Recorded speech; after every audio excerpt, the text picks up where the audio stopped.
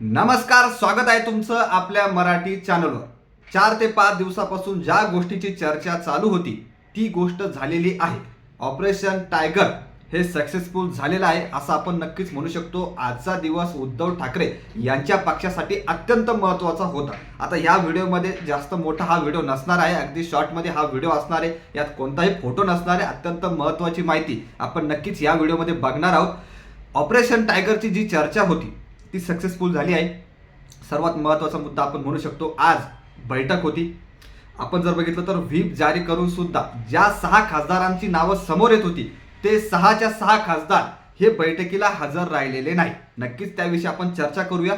सर्वप्रथम बैठकीला कोण हजर होते तर आपण नक्कीच बघू शकतो, अरविंद सावंत हे उपस्थित होते। त्यानंतर बघितलं तर अनिल देसाई हे सुद्धा होते आणि त्यानंतर राजाभाऊ वाजे हे सुद्धा बैठकीला हजर होते। आजचा दिवस अत्यंत महत्त्वाचा होता, आपण नक्कीच म्हणू शकतो।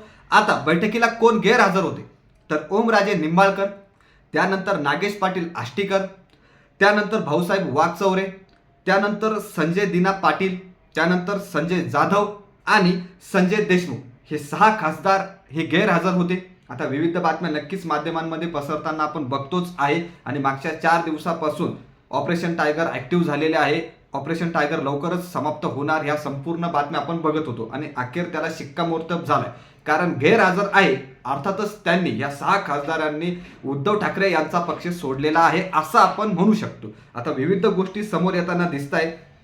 वेगवेगळ्या ठिकाणी जर आपण बघितलं तर नक्कीच आंदोलनं सुद्धा होत आहे, नाराजी व्यक्त करण्यात येते, भरपूर काही गोष्टी घडताना दिसत आहे। अखेर उद्धव ठाकरे यांची शिवसेना फुटली आहे असं आपण म्हणू शकतो।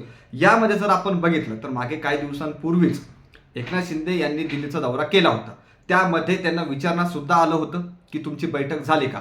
6 खासदारांसोबत बैठक झाली अशी बातमी समोर येत होती, परंतु त्यावेळेस त्यांनी नकार दिला। परंतु आता जर आपण बघितलं तर गैरहजेरीचा नक्कीच आपण एक उत्तर म्हणू शकतो की शिवसेना फुटलीच आहे। तर भरपूर काही गोष्टी इथे आपल्याला प्रश्नचिन्ह उपस्थित करताना दिसत आहे। आता यापुढे उद्धव ठाकरे यांची शिवसेना पुढे काय ॲक्शन घेते हे पाहणं गरजेचं आहे। न्यायालयीन प्रक्रिया काय राहते हे सुद्धा पाहणं गरजेचंच राहणार आहे।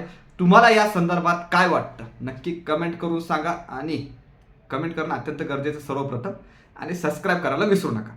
धन्यवाद।